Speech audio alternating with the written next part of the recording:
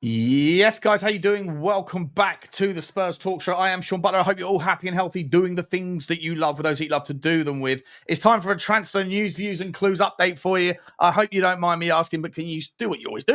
Do what you always do. Smash the nanny out of the like button for me. It really does help the channel find new Tottenham fans that may enjoy the content too. Hit the subscribe button if you haven't already. We're on the march to 30. We're just about to get over 34K. Couple of subbies away, and then we're on to 35K. See what happens. Take the bad boy wherever it needs to go.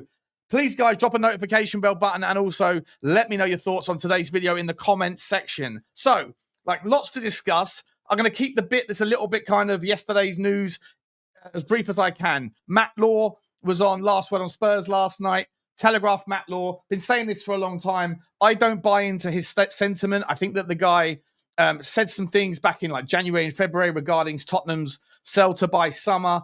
And I think that there is sort of notions of truth within the argument of which he presents. But I think it also sort of smells a little bit of not wanting to be wrong, and also maybe a little bit of resentment that's caught up in the sort of narrative regarding the way he felt that maybe Ange Postecoglou was treated by the club.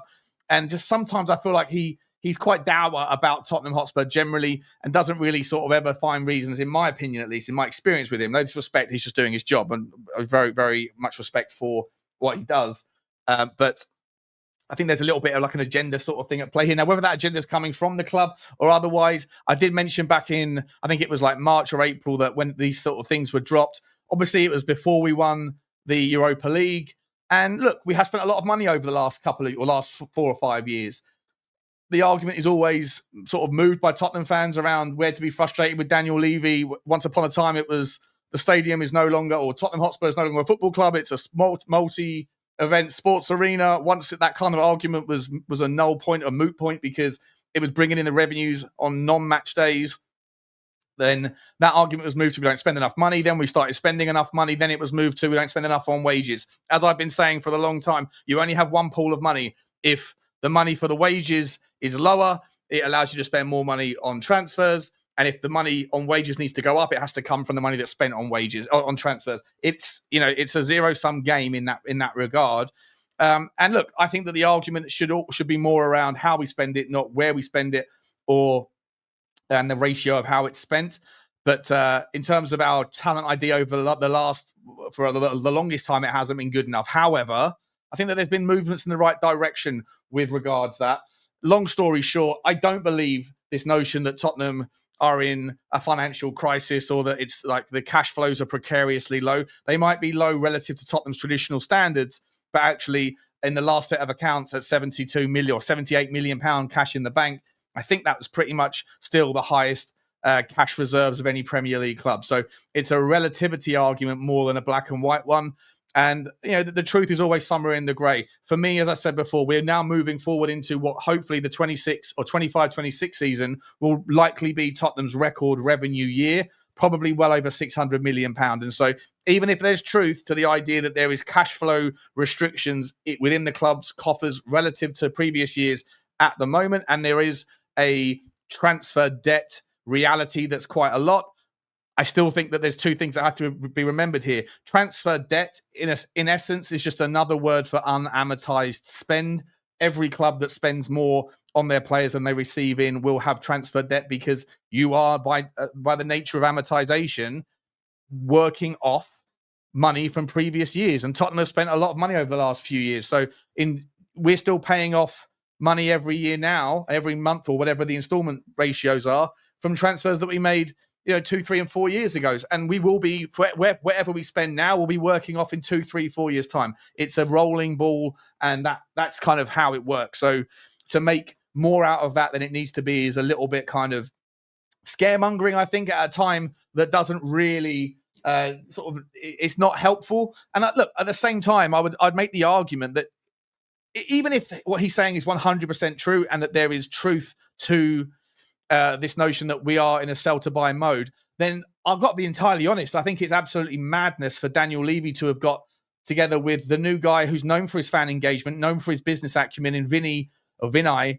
and to have sat down at the start of a window and said the sort of the immortal words to a Tottenham fan base that have been demanding more clarification on the ambition of the football club for years to finally hear it, that the ambition is to win the Champions League and to win the Premier League and that failure is not an option. To say those things as you're walking into a transfer window is bullshit, even if you have the ambition to spend money. If you're saying it and at the same time there is truth to the notion that we are broke or that we are financially illiquid and we can't do those things, then why on God's green earth would you come out and say those things? Daniel Levy, I don't know, for what, he maybe struggles to read the room at times. And I think there might be some element of truth that he likes to take opportune moments when the wind is in the sails of his performance or his decision-making and thinks that it's the right time to come out and say things. But surely there would have been some advice and some consultation there from other people saying, hey, listen, if we are in the financial plight that Matt Law suggests we are in, then don't say those sorts of things now, because you're making a rod for your own back and you're shooting yourself in the foot, and it was unnecessary. But he has said it, and so I don't give too much credence to what Matt Law is saying. And I think, look, he's a journalist, and he certainly got some inside track, and I'm not in any way taking anything away from his credibility. But at the same time, as I say, it doesn't really stack up. Even in his own commentary, he said those things about we're precariously or dangerously low on cash reserves, yet we're interested in Xavi Simons, and whilst he would want a significant pay package, the transfer fee wouldn't be a problem for Tottenham. Those two things don't really make much sense for me. But, it is what it is. We shall move on. The last thing I'll say, guys, I just said this on Football Inc., and if you haven't seen it, Johnny H and myself have got Football Inc. as a side channel where we talk about all things football, all the transfer news, views and clues across the Premier League and Europe. It's a really interesting hour show every day. We've just done one this morning, so I'll put the link on the video. Please get over, it'll be in the description as well. Please get over and subscribe to that and check it out. But on that show, we were sort of talking a little bit about Daniel Levy in the grand scheme of things, and the fact that Aston Villa, who are in their own FFP and PSR predicaments right now, a separate story that's come out today is that Aston Villa are very much looking to sell their women's team to themselves, essentially similar to what Todd Boehly did, and validating that valuation by when Serena Williams' husband bought an 8% stake in Chelsea's women's team at 20 million quid, which valued them at 245 million pound, which essentially was 17 or 18 times the revenue that the Chelsea women's team generated last season. And I mean, it's just an obscene multiplier. If Tottenham Hotspur was valued at 17 times or 8 or 16 or 17 times last year's revenue, it would be valued at about 9 billion. And so it's it's outrageous overvaluations of businesses, but that's what you can do, especially if it's validated by a third party that comes in and pays a little bit more as a multiplier earnings multiple. A couple of months ago, which happened with Chelsea. Villa can now do the same thing to get themselves out of trouble. And it makes a mockery of the whole thing. And the one thing I would say is I am never going to be Levy out in the same manner and mechanism as a lot of the people in the fan base on Twitter and on YouTube channels are when they hold resentment towards our own. I don't share that resentment. But at the same time, when you see things like flagrant disregard of the rules that are not written cohesively and concisely enough to stop anyone, least of all the smartest minds in the room that are figuring out ways to get around the rules, to kind of stop them. And I think that you have to at some point shake hands with that reality that, the Premier League is not going to tighten these rules. They had the opportunity to at least float the idea of a tightening of those third-party property sales, loan backs, all those things that Chelsea and other teams have done.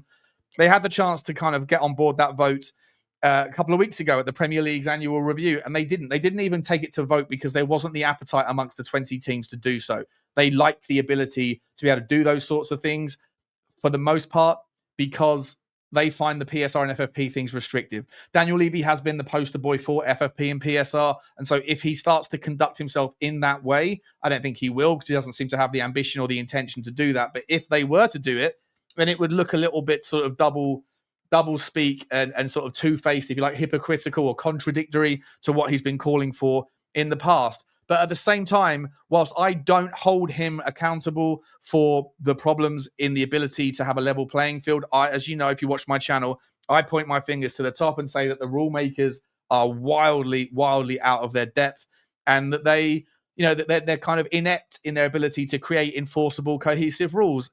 And if that's the case, then whilst I think it's admirable and respectful, and I give him all the due credit in the world for being able to create a football club that is relatively, generally speaking, a competitive force in the Premier League. Yes, there's been a backward step in the last few years in terms of our Premier League efforts relative to the Pochettino era, for example.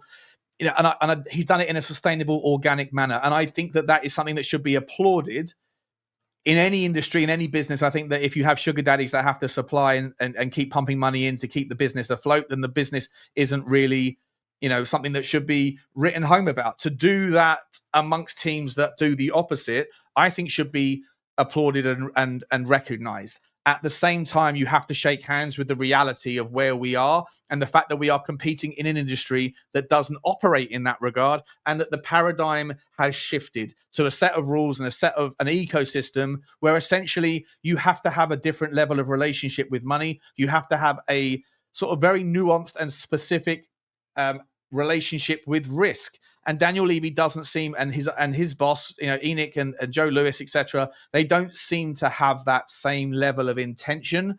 And so, whilst I will never be chanting nasty things and asking or demanding Daniel Levy get out of our club because he's a waste man or any of those sorts of things, I don't share that resentment. But what I do share is probably the sort of acknowledgement, the acceptance of the fact that if Tottenham ever want to be a team that can do the things that we want, which is perennially being at the very top end of the game, then either he has to get on board the reality, the new world of how football operates, or if he doesn't want to do that, then out of respect to the fans who do care and who are passionate, and this is more than just a customer to a business relationship, it's a fan passion, a lifelong love affair with something that's outside of your control, then he should shake hands with the fact that he doesn't share those same levels of intentions and find someone else to take over who does, because it is what it is. This isn't me moving to a Levy out thing. This is a kind of like a statement, I guess, to be clear that I don't share that sort of same relationship as others do,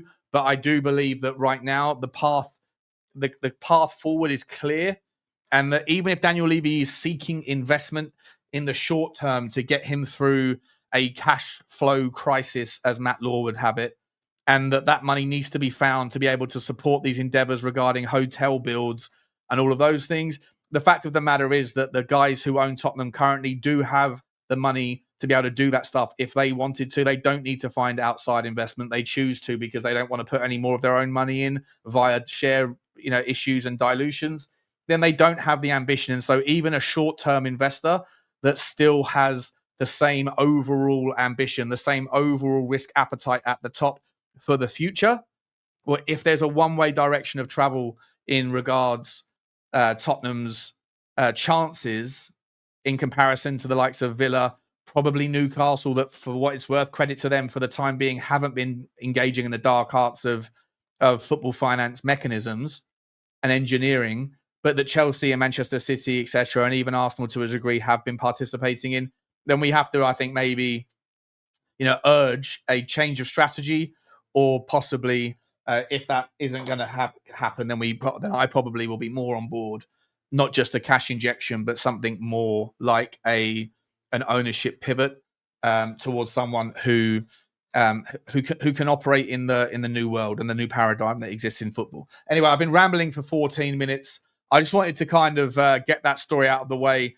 And you'll get another video just in a moment's time about a really interesting transfer news views and clues story, guys. It's a player. I'm not going to put it on this video, but I'll put it on the one that's coming out in a couple of hours' time straight after this. So keep a lookout for Spurs Talk Show. There's a lot of content coming today. But Georges Mikhailtadze, the Lyon forward, who, of course, when I was speaking yesterday about Lyon's relegation to Ligue 2, well, I was looking at the likes of Malik Fofana and possibly Thiago Almada, who's actually on loan from Botafogo, but because the ownership of those two clubs is the same, it's John Textor, and the nightmare month that he's had, well, both of those players will probably need to be sold because they won't want to be playing either in Brazil or in Ligue 2. And so those two would probably be sold, and I think one of them is a really good fit for Tottenham. But, Daniel Levy, whilst we have him, we'll be sniffing out opportunities. And in Georges Mikhailtadze, there is links there. We're going to talk about that in the second video. And my word is, has he flown under my radar? Running him through the Y-Scout tool is something else. I'll talk about him on the next one, guys. That's it from me right now. Let me know your thoughts. Like, subscribe, and comment. And as always, bye-bye.